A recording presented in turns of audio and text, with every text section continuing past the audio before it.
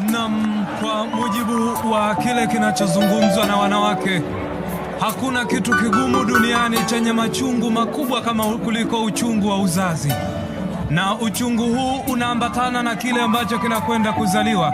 Kitakuwa na faida gani? Emiliano Martinez, golikipa wa Argentina. Tunakwenda kutazama moja kati ya michezo bora kabisa. Uchungu huu ulimpata mama Cecil Maria mnamo Juni 23 mwaka 87.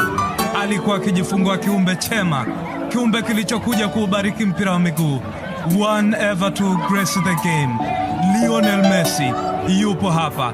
Haitazamwi kama mechi ya Argentina dhidi ya Australia, ni dunia dhidi ya Australia. Huyu hapa ndiye mwanaume Lionel Messi. Huyu ndiye Lionel Messi anayetazamwa kwenye hatua hii.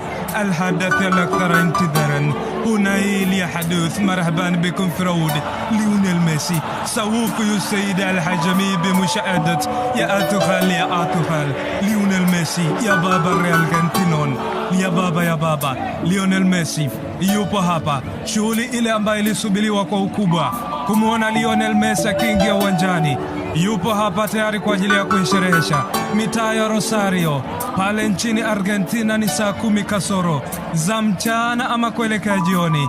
Jua limetindama, wote wana matumaini makubwa na Lionel Messi mara baada ya Diego Armando Maradona kufanya yake. Sasa ni zamu ya Lionel Messi, anaingia uwanjani. Majukumu, dunia ya mpira ipo tofauti kabisa na Australia. Wana dakika 90 za kuprove tofauti. Timu zinaingia uwanjani.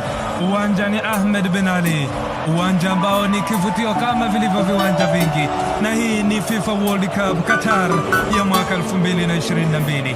Tazama wanaume hawa. Huyu ni magoli 93 yanaingia uwanjani tangu yalivyoanza kuonekana kwa mara ya kwanza Agosti mwaka 2005. Alicheza sekunde 44 tu kwenye mechi yake ya kwanza kabla ya kulimwa kadi nyekundu. Lionel Messi is here. Tupo tayari kwa ajili ya kifute hiki, tupo tayari kwa ajili ya shughuli hii. Otamendi yupo mwisho kabisa, eneo ambalo usimama mastaa. Na sasa ni muda wa nyimbo za mataifa yote mawili. Argentina ni katikati ya midundo ya risasi, ama naweza kusema ni crossfires. Ndipo ambapo wanadamu wengi huwa wapendi kusimama wala kuzaliwa, lakini isivyo bahati Luka Modric alizaliwa pale. Ni katika eneo la Zadar, eneo ambalo limekuwa na usumbufu wa muda mrefu kipindi cha utoto wake. Akiwa na miaka 7 tu, babu yake aliuawa kwenye eneo hilo. Leo Luka Modric aliyepigiwa kura ya usajili wa ovyo zaidi wa klabu ya Real Madrid mwaka 2013. Nyota aliyekatiza katikati ya utawala wa Lionel Messi na Cristiano Ronaldo. Nyota ambaye aliongoza Croatia kufika mshindi wa pili yupo kwenye uwanja huu. Daniel Orsato ndiye mwamuzi wa mchezo huu, na hawa ndio wanaoingia kupambana hapa uwanjani. Mchezo wa kwanza ulianza mwaka 1998 kwa Argentina kushinda bao 1-0. Imekuwa ni vita ya kisasi kwa miaka na miaka. Mara ya mwisho 2018 Argentina ilipoteza kwa bao 3-0.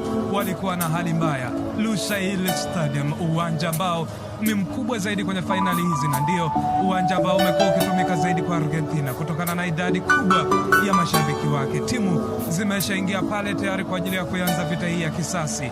Kuna Ballon d'Or 8 hapa uwanjani, ni kwa ajili ya kuhakikisha kila kitu kinakwenda sawa. Wapo wenye kuanikiza kama ilivyokuwa kawaida.